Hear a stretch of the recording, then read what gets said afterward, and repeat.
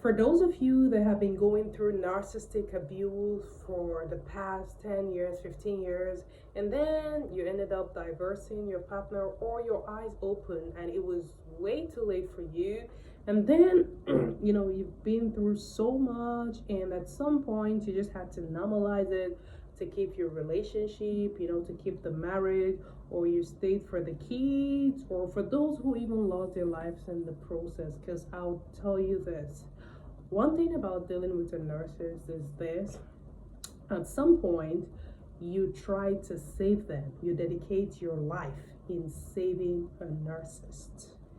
That is how terrible it can be.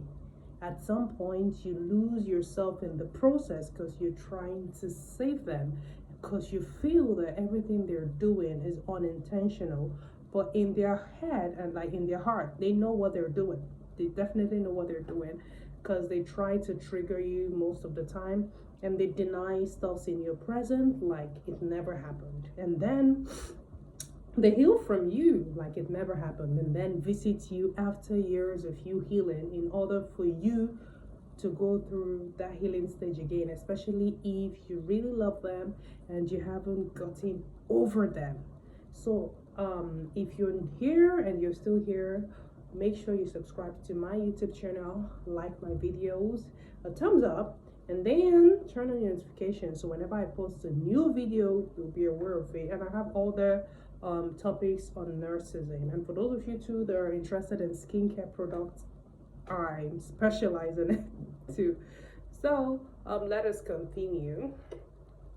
So we have different types of narcissists. So I'm only going to call out the ones I'm aware of and the ones that I know people close to me and I myself have experienced. At least I know about a covert narcissist, because I told you I was in a relationship for 3 years with a covert narcissist and I was gaslighted. And I went through a lot in that relationship and I finally was able to leave. And I know about somatic nurses, malignant nurses, and there's also gradational nurses, and the malignant nurses are usually from the parents. Most people, if you have your parents, if you're going through gaslighting, toxicity with them, and then they want you to fit into certain career that you're not even interested in, all to satisfy their ego, and then to show up to their friends that, oh, my daughter is in the medical finance and this is who she is, blah blah blah. But they are not even considering if you like the profession or not. It's all about them when you're dealing with a malignant narcissist. Okay, so it's usually from parents, it could be from an auntie that want to show you off. You hardly see a malignant narcissism in a relationship because it doesn't even happen like that. So it's hard, it's rare, and if mostly if you come across a malignant narcissist, they usually like getting married to each other, and then they end up not lasting because they end up divorcing themselves, because it wasn't built on love, but it was built on power. Okay, because they are thirsty. A malignant narcissist is thirsty for power. They don't know what love is, but they only thirst for power more than anything else. And then they're highly ambitious. That is one thing about them. They're obsessed with ambition, and the reason why they're ambitious is just to shame the devil, because they're always in controversies. And the somatic narcissist, if you have experienced a somatic narcissist, you notice something about somatic narcissists. They like material things. They're all about their looks. They're always worried about their looks, what they wear, brands matters to them. If you give the somatic narcissist a Louis Vuitton bag or a Chanel bag, they compare and contract between the difference between these two, which of them is way more expensive and which of them is way more attractive and which of them will make people talk about them. So they're always about the people, and they're always about who is throwing shades at us. They always try as hard as they can be to be successful or to link up with a successful person, usually you see them marrying mostly for money. Well, we can all marry for money, it all depends. But then their goals, one of their goals, like when they're setting their goals, is usually to marry for money. So that is usually a somatic narcissist. Their belts are usually designers, and then they like using all sort of body sprays and stuff like that. They love, like, their looks matters to them because they use your looks in terms to catch. And then you only get to connect with a somatic narcissist very deeply, mostly through intercourse. That is it. And they're users. So I don't know so much about a graduational narcissist because I haven't really had people close by or experienced it, but then I'll make my findings on that and explain better to you guys. But I know about covert narcissists. A covert narcissist is the most deadliest one for me because you don't see them coming. You get lost in the process. You feel like they're the most perfect thing or the best thing that ever happened in the world. They give you that fairy tales, the Romeo, the Juliet thing, the Cinderella and the Prince Charming.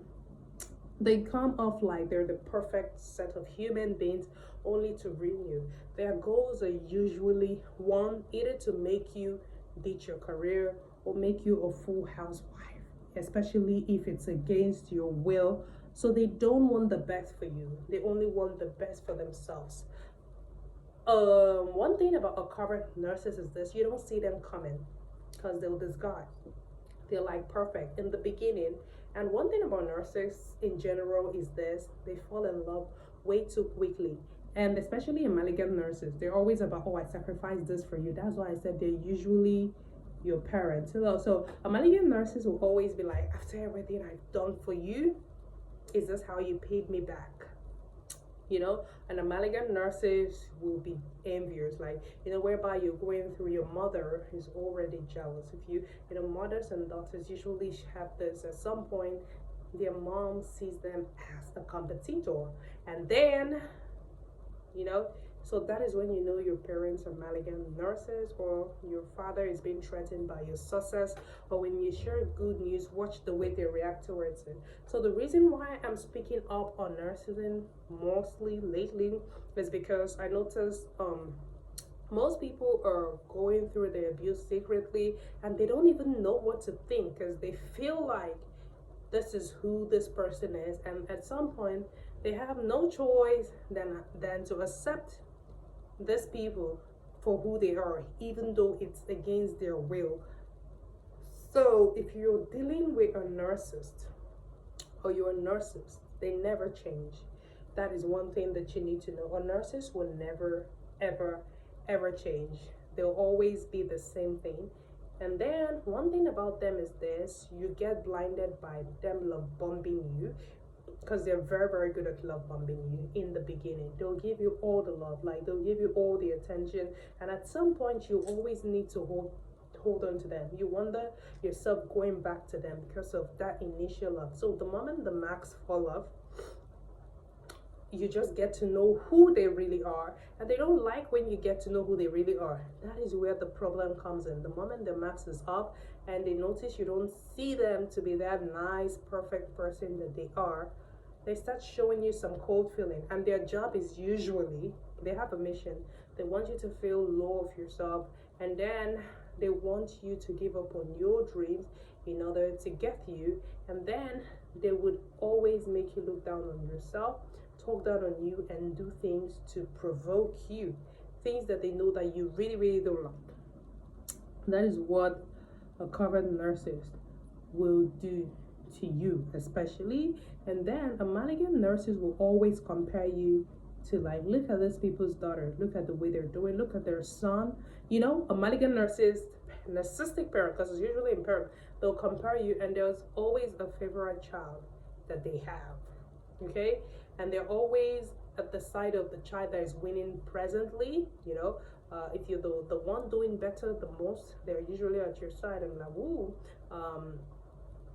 But then the one you need to really, really be careful about is the malignant and the covert. The reason why you always have some ties with a covert narcissist, because they usually be someone that you share bonds with or blood with. You know, it could be your auntie, your cousins, your parents, and stuff like that. So it's really, really hard for you to do away with them. So this is everything you need to know about a narcissist. Then if you find out that you've been going through the abuse, the best thing for you to do is no contact. That we all know that that's the easiest solution. But how do most people go no contact? If it's really, really hard for you, then you keep it just simple, just like hi and hi. Most of the time, whatever decision you're trying to make, don't let them know, because they would never ever wish you well from the heart. They would always find something to talk about, how you need to be careful, or this, I don't think this will sit well with you. They always want you to do whatever they want, and then if they're not the one that attention is on, they always want the attention. If it's not on them, then they don't want to have anything to do with you. You'll always have a problem with them. That is one thing. So they're attention seekers. The malignant narcissist lives for the people. They're all about what people think. They're not all about themselves. They pursue power more than any other thing else. The malignant narcissist is really, really deadly. They're all about power. They're all about fame. They're all about wealth. They're all about what you can offer. And that's the moment you don't have it, you see who they really are. And then that's all I can say for now on everything you need to know about narcissists. Okay, so the best thing for you is this: if you have been in a relationship with a covert narcissist, go no contact with them and watch them trying to love bomb you back to that stage. But it's too late, because they know already you know them. The max is off.